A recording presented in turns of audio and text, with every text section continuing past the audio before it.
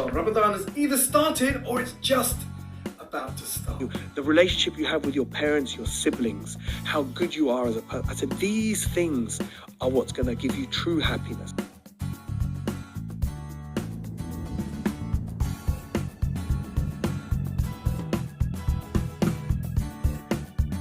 I had to be rushed into resus. I had to have emergency treatment and everything, and I walked out of that hospital later on that day. Inside the haram now. I'm not looking up. I don't want to see the Kaaba yet. I want to get a little bit closer. Many times, but today. Assalamu alaikum. My name is Rahim Jung and I am a fundraiser.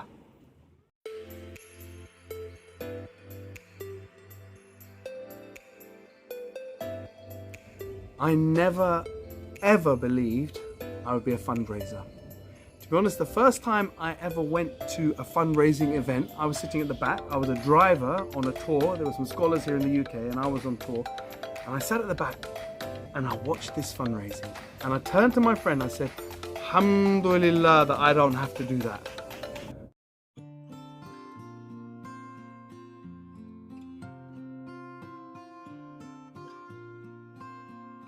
But Allah had a different plan. So after I'd started doing some work on TV, on Islam channel, I became a little bit known in the community. A charity asked me if I could help them fundraise. And the thing is, I found it so awkward, so embarrassing, so horrible, this feeling of having to stand on stage and ask people for money. It was dreadful. I did everything in my power to make the audience feel comfortable, to make this dynamic between us not as awkward and as terrible as it always felt when I was in the audience. And that was the beginning. And I suppose in making the audience feel not as awkward as they normally did, alhamdulillah, we had a great result in the fundraising. And slowly, more and more charities said, Brother Rahim, do you help us with the fundraising? Psychology within the Sunnah.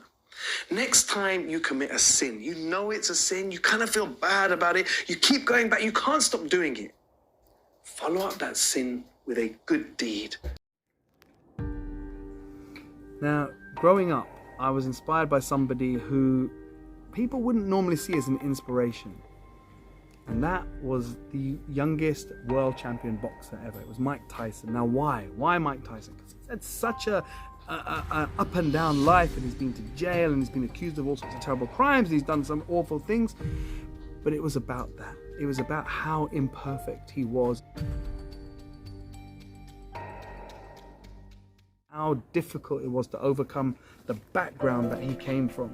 His father was into drugs and his mother was into drugs, and he had no advantage in his life, and he literally fought his way out. But it was his fight against his inner demons. His inner demons. That was the biggest fight of his life, and still remains the biggest fight.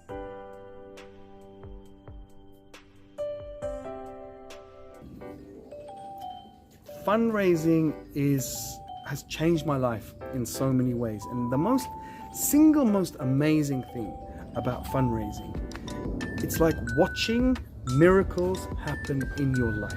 It's like being able to say, I need a miracle, I want to see a miracle, where's the miracle? In fundraising you see it all the time. Where is this?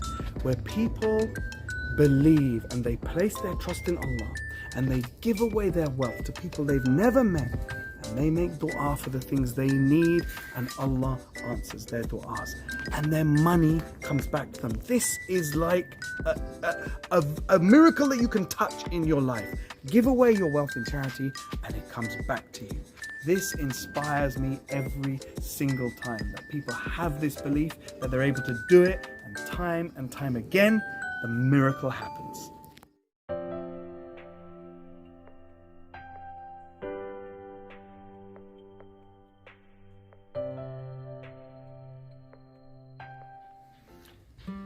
I think for anybody, the most important thing in life has to be our connection with Allah. Without Allah, there's nothing. With Allah, there is everything. I never knew that it would be my life that we would be saving with that donation. A friend of mine who's an imam, he's walking down the street and he hears someone shout, "Oi, are you an imam?" He turns to see a woman who he doesn't think is Muslim. She comes over to him, says, Imam, I can't pray 5 times a day. He said to her, my sister, if you can't pray 5 times a day, then try and pray once a day. She said, wow. She goes, no one has ever said that to me. Think how crazy it is to be proud of your race or nationality, that you're better than others. It's like being proud of having big feet or small feet. You had nothing to do with it. Down this canyon, and this is the reveal. It appears out of nowhere, in the middle of the desert, 2 kilometers down, hidden behind this canyon, and you see this truly breathtaking, incredible sight.